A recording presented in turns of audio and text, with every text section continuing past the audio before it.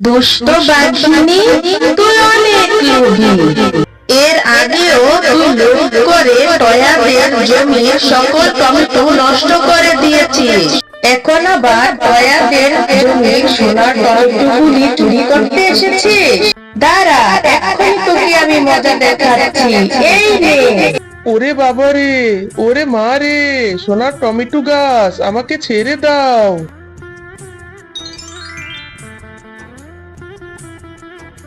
ও মা, মা, আর কত সময় লাগবে তোমার? তাড়াতাড়ি বাড়ি চলো না। দাঁড়া রে মা টয়া, আমার হয়ে গিয়েছে। দেখছিস না আমি কাজ করছি? আমাদের নতুন বাগানের টমেটো এগুলা। দেখছিস টমেটোগুলো দেখতে কত সুন্দর? তুই দেখবি এই টমেটোগুলি রান্না করলেও খেতে অনেক মজা লাগবে। তুই অনেক মজা করে খেতে পারবি। না মা, টমেটো খেতে আমার একদম ভালো লাগে না। তুমি তাড়াতাড়ি বাড়ি চলো না মা। আচ্ছা আচ্ছা, চল। এতটুকু টমেটোই আজকের জন্য যথেষ্ট। আজকে না হয় অল্প একটু টমেটো দিয়ে রান্না করব। মা, আমার তো টমেটো খেতে একদম ভালো লাগে না, কিন্তু তুমি যে টমেটো চাটনি রান্না করছো তার থেকে যে সুন্দর ঘ্রাণ বের হচ্ছে মা, মনে হচ্ছে এখনই আমি খেয়ে ফেলি। ও মা, মা, তোমার রান্নাটা কত দূর? তাড়াতাড়ি খেতে দাও না মা, আমার যে খুব খেতে ইচ্ছে করছে।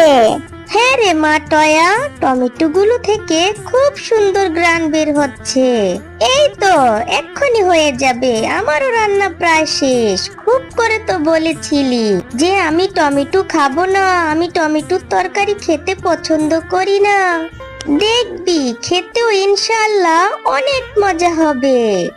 এই তো মা, আমারও হয়ে গিয়েছে। তুই ঘরে যা, আমি তোর জন্য খাবার বেড়ে নিয়ে আসছি। হ্যাঁ গো গিন্নি, এত এত পদ রান্না করেছো, তাও আবার সবকিছু টমেটো দিয়ে। বাহ, খুব সুন্দর হয়েছে, আর খেতেও তো বেশ মজা।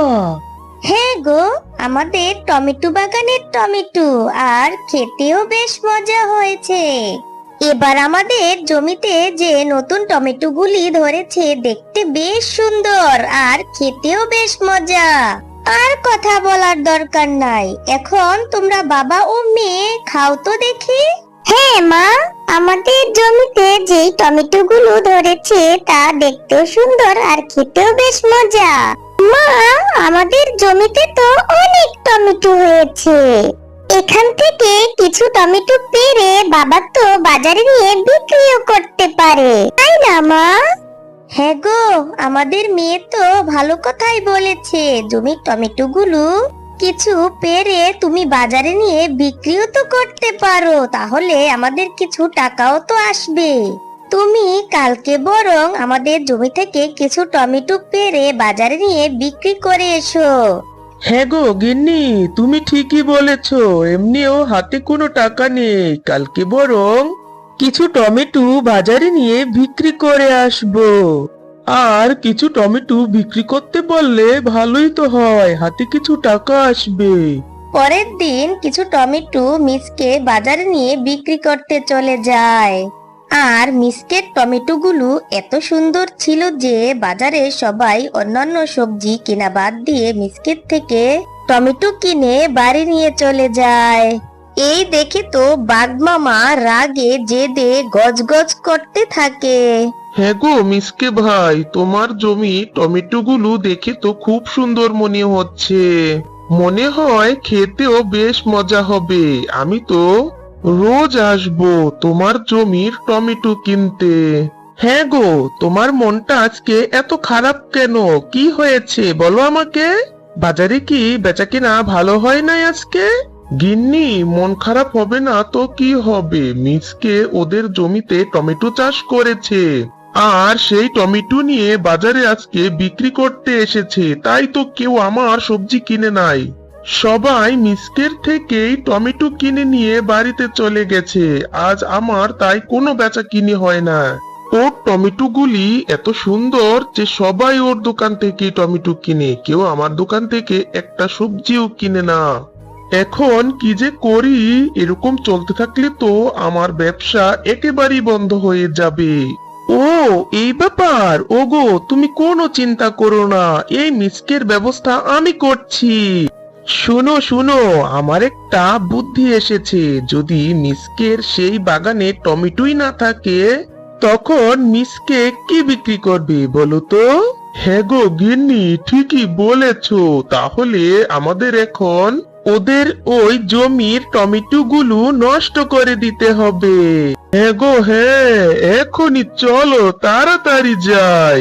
ওগো, তাড়াতাড়ি করো গো, কেউ এসে দেখে ফেললে কেলেঙ্কারি হয়ে যাবে। কাজটা শেষ করে তাড়াতাড়ি চলো। হায় আল্লাহ, এ কি হলো? আমাদের জমির টমেটো গুলো কে এভাবে নষ্ট করে দিয়ে গেল? হায় আল্লাহ, এ কি হলো আমার? এখন আমরা কি করব? আমাদের সমস্ত আয় উপার্জন তো নষ্ট করে দিল।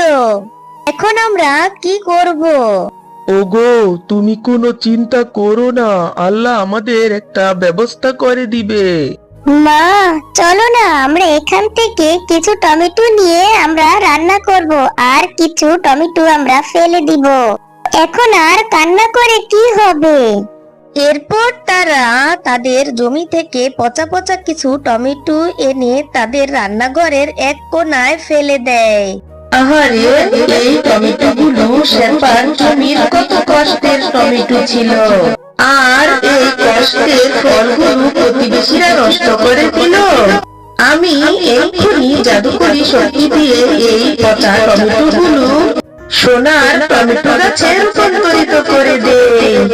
এরপর পরীটা জাদু করে সেই পচা টমেটো গুলোকে সোনার জাদুর টমেটোতে রূপান্তরিত করে দেয়।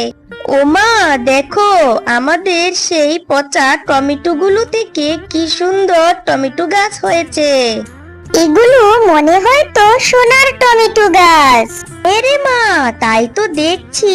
আমি তো আমার নিজের চোখেই বিশ্বাস করতে পারছি না।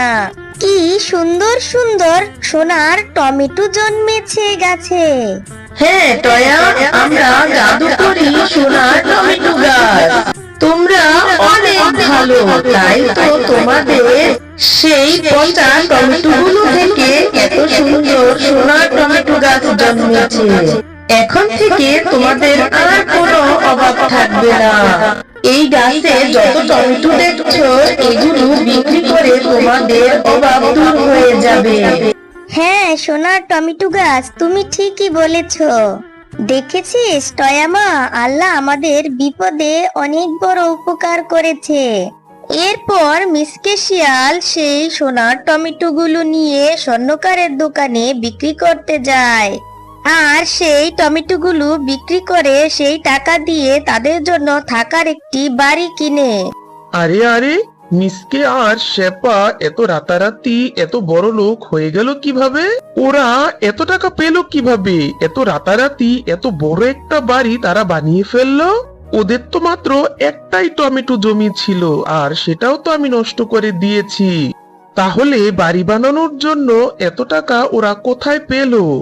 ওরা কি আলাদিনের সোনার চেরাগ পেল নাকি? যে দেখি তো। ও, এই ব্যাপার। ওদের রান্নাঘরে সোনার টমেটো গাছ হয়েছে, এই ব্যাপার। যাক, ভালোই হলো। আমি এখন এই টমেটো শুদ্ধ টমেটো গাছগুলি উঠিয়ে নিয়ে যাব, তারপর আমি অনেক ধনী হয়ে যাব। হা হা হা হা হা। দুষ্ট বাঘিনী, তুই অনেক লোভী। এর আগেও তুই লোভ করে টয়াদের টমেটো জমিটা নষ্ট করে দিয়েছিস। এখন আবার তুই এসেছিস টয়াদের সোনার টমেটো গাছগুলি চুরি করে নিয়ে যেতে। দাঁড়া, এক্ষুনি আমি তোকে মজা দেখাচ্ছি। এই নে, এই শাস্তি ভোগ কর। ওরে বাবারে, ওরে মারে, সোনার টমেটো গাছ, আমাকে ছেড়ে দাও। আমি আর কখনো এরকম করব না। আমাকে ছেড়ে দাও সোনার টমেটো গাছ, ছেড়ে দাও আমাকে।